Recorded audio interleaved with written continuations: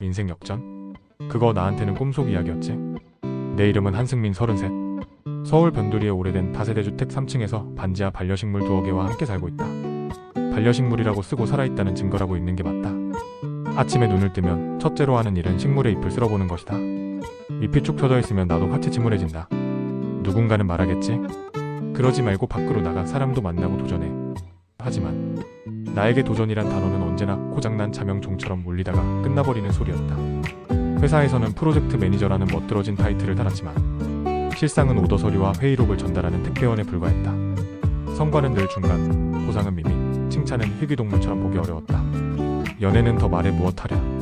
소개팅 앱에는 친구의 친구로 자동 업로드된 프로필 사진이 떠 있었고 그 사진 속에 나는 카메라를 피해 허리를 숙이고 있었다. 그야말로 노력했지만 성공하지 못한 사람의 표본이었다. 어느 비오는 목요일 저녁, 비닐 우산이 부러진 채로 집으로 돌아오던 길에 나는 우연히 길가 벤치에 놓인 작은 상자를 발견했다. 상자 안에는 오래된 가죽 노트 한 권과 낡은 만년필, 그리고 반쯤 구겨진 전단지 한 장뿐이었다. 전단지에는 작은 가게, 큰 행복동네 베이커리 창업자 모집 같은 문구가 쓰여 있었고 노트의 표지에는 금박으로 행운 수첩이라고 희미하게 찍혀 있었다. 손등에 닿는 가죽의 감촉이 묘하게 따뜻했다.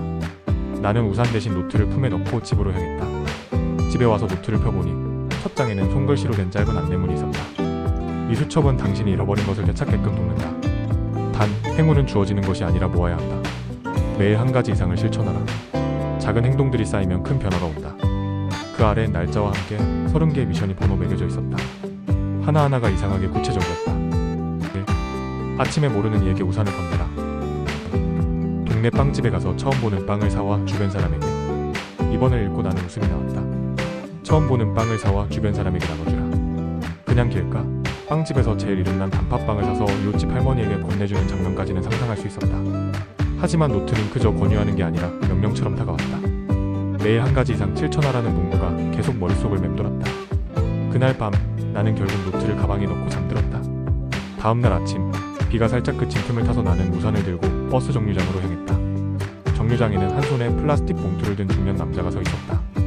그의 우산은 고장난 채로 바람에 펄럭이고 있었고 그의 발끝은 흠뻑 젖어 있었다. 노트의 첫 번째 미션이 떠올랐다. 망설임도 없이 나는 우산을 건넸다. 이거 감사합니다. 남자는 어색하게 웃었다. 그 미소가 생각보다 진심이라서 나도 모르게 덩달아 기분이 좋아졌다. 그날 하루 사무실에서 이메일이 한 통 왔다.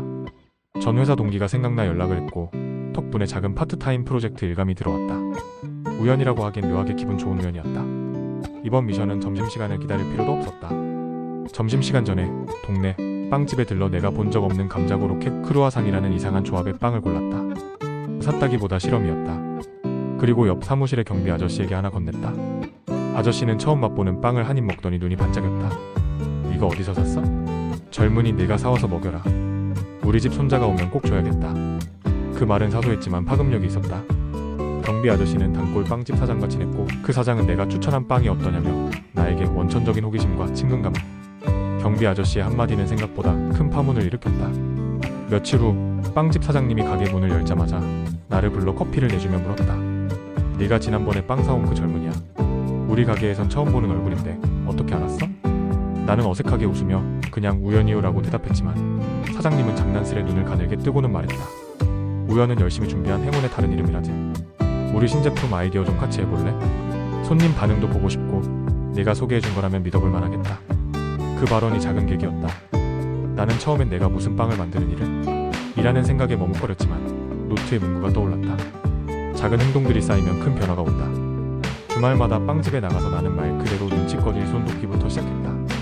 반죽을 치대고 오븐불을 확인하고 진열대 정리와 포장까지. 손은 언제나 밀가루로 하얗게 칠해졌고 처음엔 모든 게 어설펐다. 하지만 노트의 제시가 그에 맴돌았다. 매일 한 가지 이상을 실천하라. 나는 빵을 만드는 일도 사람에게 친절을 베푸는 것도 새로운 관계를 맺는 것도 결국은 실천의 반복임을 조금씩 배우기 시작했다. 사장님은 요리 경력은 없었지만 손님을 끌어들이는 재주가 있었다. 나는 빵의 레시피 아이디어를 내고 사장님은 오랜 감각으로 그걸 다듬었다.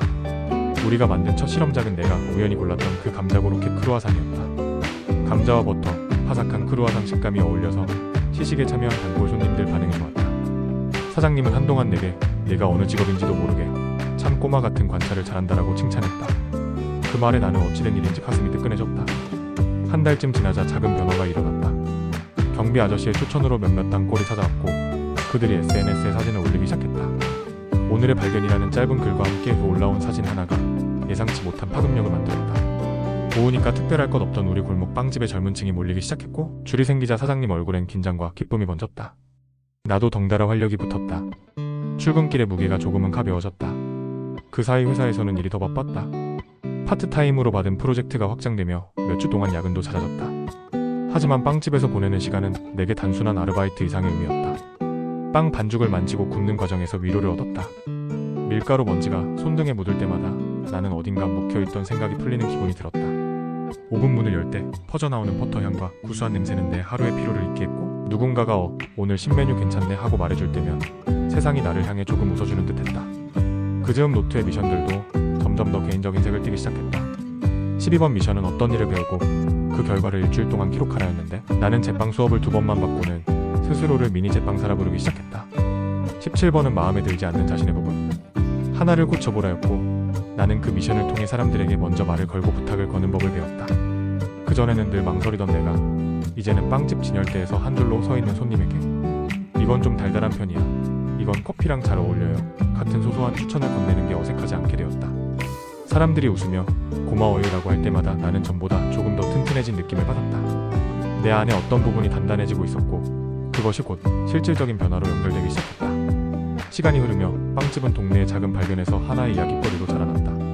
지역 블로거들이 찾아와 글을 쓰고 그의 팔로워들이 사진을 퍼가면서 SNS상에서 입소문이 번졌다. 사장님은 나를 더 자주 불러 메뉴 개발을 부탁했고 나는 더 이상 잠깐 도와주는 사람이 아니라 하나의 팀원으로 인정받았다.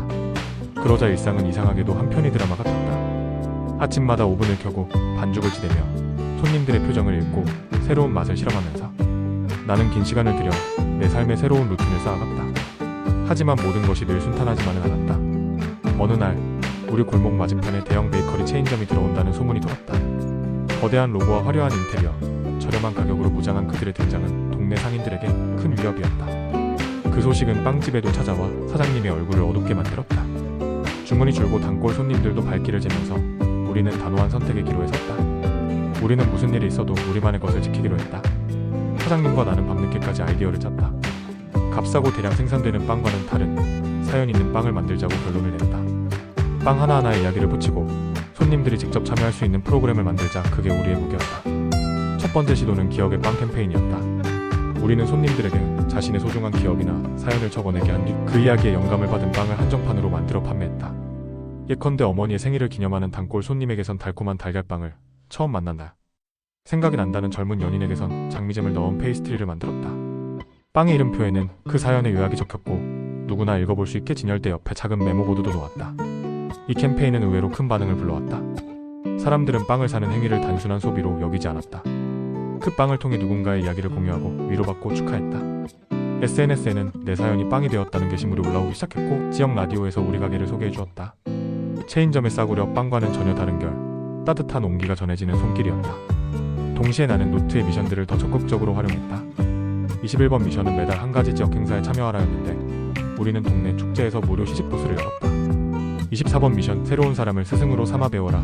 덕분에 나는 인근 제과학교의 강사와 교류하게 되었고 그의 조언으로 품질을 한층 끌어올릴 수 있었다.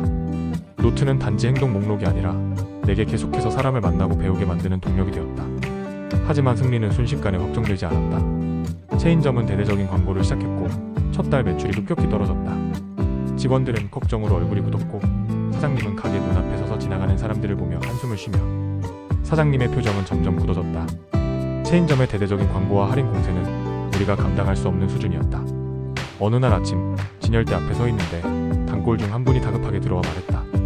들어보셨어? 저희 아들네 집 근처에도 그 체인 들어왔던데 거긴 음료수 서비스에 광고 쿠폰까지 준대요. 손님들 반응이 확 달라졌어. 그 말을 듣는 순간 내 가슴이 내려앉았다. 우리는 무엇을 더 해야 할까? 더 열심히, 더 재밌게, 더 정직하게? 대형 기계와 광고? 예산 앞에서 우리의 정직함이 얼마나 버틸 수 있을까? 사장님은 한동안 아무 말이 없었다. 그러다 갑자기 손을 탁탁 치며 말했다. 우리가 할 수 있는 건 우리만이 할 수 있는 것뿐이야. 값으로 이길 수는 없어도 마음으로는 질 수 없지. 그 말은 옳았지만 실천은 달랐다. 우리는 밤마다 머리를 맞대고 새로운 아이디어를 쏟아냈다. 빵과 음악의 밤, 어린이 베이킹 클래스, 기억의 빵 후속 이벤트, 동네 라디오 프로그램과의 협업, 그리고 무엇보다 사람이 중심인 마케팅이었다. 우리는 손님 한 명 한 명의 얼굴과 사연을 기억하려 노력했고 그 진심은 작은 파동을 일으켰다. 어느 주말 나는 노트에 27번 미션을 떠올렸다. 자신이 가장 두려워하는 일을 해보라. 처음엔 그게 무엇인지 몰랐다. 높은 곳에서 뛰어내리거나 무대에 서는 일일까? 하지만 곰곰이 생각해보니 나에게 가장 두려운 일은 내가 하고 싶은 일을 다른 사람들 앞에서 공개적으로 말하는 것이었다. 나는 늘 속으로만 빵집을 제대로 해보고 싶다고 생각했지 그것을 고백하거나 부탁해본 적은 없었다. 그래서 나는 작은 이벤트를 마련했다. 가게 앞에 간이 무대를 설치하고 우리 동네의 이야기라는 제목으로 손님들이 직접 사연을 낭독하는 시간을 만든 것이다. 홍보는 소박하게 SNS와 전단지 그리고 진심을 담은 손님 추천으로만 했다. 하지만 그날 밤 마이크를 잡는 손이 떨렸다. 무대 조명이 강하게 비치자 심장이 목구멍까지 올라오는 기분이었다. 사람들의 얼굴이 하나둘 보였고 그 얼굴들 속에는 기대와 긴장, 따뜻한 호기심이 뒤섞여 있었다. 내가 공포를 마주했던 방식은 언제나 조용히 사라지는 것이었다. 그래서 사람들 앞에서 말하는 건 내게 있어 작은 죽음을 몇 번씩 겪는 것과 같았다. 그러나 마이크를 붙잡은 순간 내 입에서 나온 말은 의외로 단순했다. 저는 빵을 좋아합니다. 그리고 이 빵집에서 사람들이 서로의 이야기를 나누는 모습을 보면서 제가 하고 싶은 일이 무엇인지 알게 되었어요. 저는 언젠가 이 빵집을 더 많은 사람들과 나누고 싶습니다. 단순히 빵을 파는 곳이 아니라 서로의 이야기를 담아내는 공간으로요. 짧은 고백이었지만 공기 중에 온도가 바뀌는 걸 느꼈다. 누군가는 눈시울을 붉혔고 웃음이 터지는 자리도 있었다. 한참의 정적 뒤에 박수가 쏟아졌고 그 박수는 나를 살짝 뛰어올렸다. 그날 밤 누구도 내가 회사에서 무심한 프로젝트 매니저였다는 사실을 문제 삼지 않았다. 사람들이 원했던 건 포장지의 화려함이 아니라 사연이 담긴 빵과 그것을 만드는 사람. 박수 소리가 잦아들고 난 뒤에도 나는 한동안 무대 위에 서서 숨을 고렸다. 심장이 아직도 쿵쿵거렸지만 이상하게 편안했다. 그날 밤 이후로 가게에는 새로운 기운이 돌기 시작했다. 사람들은 기억의 빵과 우리 동네 이야기 밤을 SNS에 올렸고 사진과 짧은 글들이 퍼지며 입소문이 번졌다. 지역 뉴스 한 코너에서 우리 가게를 소개했고 그 방송을 본 몇몇 블로거와 인플루언서가 찾아와 진열대 앞에서 엄숙하게 빵을 고르는 장면을 올렸다. 그렇게 조금씩 그러나 확실하게 우리만의 온도가 퍼져나갔다. 물론 변화가 늘 달콤한 것만은 아니었다. 인기와 관심이 늘어날수록 책임과 부담도 함께 커졌다. 주문량이 폭주하면서 사장님과 나는 체력의 한계를 느꼈다. 직원들도 피로가 쌓였고 가게 한켠에서는 작은 실수들이 잇따라 터져나왔다. 밤새 반죽을 치대고도 아침 진열대가 비어있는 날이 생겼고 한 번은 신메뉴의 유통기한 표시를 잘못해 몇 개를 폐기해야 했다. 손님 몇 명의 불만은 금세 SNS에 올라와 퍼졌고 그 스트레스는 곧바로 우리에게 돌아왔다. 체인점은 가만히 있지 않았다. 그들은 우리 기업의 빵 콘셉트를 베껴 비슷한 시즌 한정 메뉴를 출시했고 대형 광고에는 우리 가게의 따뜻한 이미지와 유사한 장면들이 슬쩍 보이기도 했다. 사람들은 체인도 우리 아이디어를 쓰네라며 웃었지만 우리로선 씁쓸한 일이다. 사장님은 어느 날 주머니를 뒤지며 말했다. 우리도 조금은 체계적으로 운영을 배워야겠어. 손님은 몰리는데 우리 시스템은 못 따라가게 생겼어. 그 말은 곧 행동으로 이어졌다. 우리는 작은 관리 시스템을 만들기 시작했다. 재료 발주표를 표준화하고 각 레시피의 분량과 유통기한을 기록하는 표를 만들었다. 파트타임 직원들을 위한 간단한 교육 세션을 마련했고 나는 빵 굽는 시간표를 컴퓨터에 입력해 자동 알림을 설정했다. 소소한 변화였지만 현장에서의 실수는 점차 줄어들었다. 그녀 지은은 처음엔 단골 손님 중 한 명이었다. 매일 아침 출근길에 들러 커피와 빵을 사가던 그녀는 어느새 가게 앞에 앉아 잠깐씩 사장님과 그리고 나와 대화를 나누는 사람이 되었다. 말은 조심스러웠지만 눈빛은 똑부러졌다. 사진을 찍을 때면 빵의 단면을 정확히 알아보고 글을 쓸 때면 빵집의 사연을 따뜻하게 풀어냈다. 그녀는 식품회사에서 마케팅을 하다 프리랜서로 전향한 사람으로 SNS와 로컬 매체에 능통했다. 초기에는 그저 좋은 고객이었지만 우리가 처한 위기를 전해 듣고는 직접 손을 내밀었다. 제가 도와드릴게요. 요즘 사람들은 스토리를 좋아해요. 당신네 빵은 스토리가 있으니까 그걸 잘 보여주면 더 멀리까지 닿을 수 있어요. 처음에는 그 말이 마냥 든든하기도 했지만 한편으로는 부담스러웠다. 우리는 이미 힘겹게 굴러가고 있었고 더 멀리라는 말은 곧 더 많은 책임을 의미했다. 하지만 지은은 말뿐만 아니라 행동으로 움직였다. 그녀는 가게의 작은 코너를 예쁘게 정리해 촬영 스튜디오처럼 꾸몄고 단골들의 사연을 인터뷰의 글로 엮었다. 그녀가 찍은 사진들은 빵의 촉감과 온기를 그대로 담아냈고 그녀의 글은 사람들의 마음을 건드렸다. 그녀의 첫 캠페인은 우리 동네 아침이었다. 단골들의 아침을 어떻게 보내는지 이 빵집과 어떤 기억이 있는지를 짧은 에세이와 사진으로 묶어 SNS에 올렸다. 반응은 폭발적이었다. 팔로워 수천 명의 로컬 인플루언서들이 관심을 보였고 지역 매거진에서 작은 기사 제안을 해왔다. 덕분에 우리는 일시적으로 주문이 몰렸지만 동시에 체계적인 운영의 필요성도 분명해졌다. 우리는 이미 만들어 두었던 운영표와 발주 시스템을 단순화하고 온라인 주문 시스템을 도입하고 배달 파트너와 협력하면서 가게의 매출은 다시 안정 궤도에 올랐다. 하지만 숫자가 늘어난다고 문제가 다 사라지는 건 아니었다. 주문량이 많아지자 재료 수급의 작은 실수 하나가 곧바로 품질 저하로 연결되었고, 어느 날은 배송 과정에서 인기 신메뉴 일부가 눌려 들어오는 사고가 났다. 그 소식을 본 몇몇 고객의 실망 어린 글이 퍼지자 불안감이 다시 찾아왔다. 나는 예전에 나대로였다면 구석에 소리 없이 숨었을 것이다. 하지만 노트와 그동안 쌓아온 경험들이 나를 달리 움직이게 했다. 우선 우리는 실수를 숨기지 않았다. 사장님과 나는 단톡방에 솔직한 사과와 함께 상황 설명, 그리고 재발 방지 대책을 올렸다. 지우는 즉시 대체 상품과 보상 정책을 기획해 피해 고객들에게 개인적으로 연락했다. 그 결과 놀랍게도 많은 사람이 우리의 진심을 이해해 주었다. 누군가의 실수는 누구나 한다. 중요한 건 그 뒤의 태도라고 적었고, 그 말은 우리에게 큰 힘이 되었다. 위기는 투명성과 진심으로 넘어갈 수 있다는 걸 배웠다. 그 사이 내 삶의 중심축은 완전히 빵집으로 기운. 삶의 중심축은 이제 나의 하루를 규정하는 기준이 되었다. 출근은 더 이상 회사의 사무실 문을 통과하는 일이 아니었다. 아침 공기가 아직 차가울 때 오븐을 켜고 반죽을 밀대로 밀며 하루를 시작하는 일이었다. 나는 어느새 회사에서 쓰던 정장과 넥타이를 서랍 깊숙이 넣어두고 편한 작업복에 익숙해졌다. 그 대신 몸은 분명히 더 피로했지만 마음은 전보다 가벼웠다. 어느 날 나는 결심을 했다. 더는 두세 개를 병행하지 않겠다고.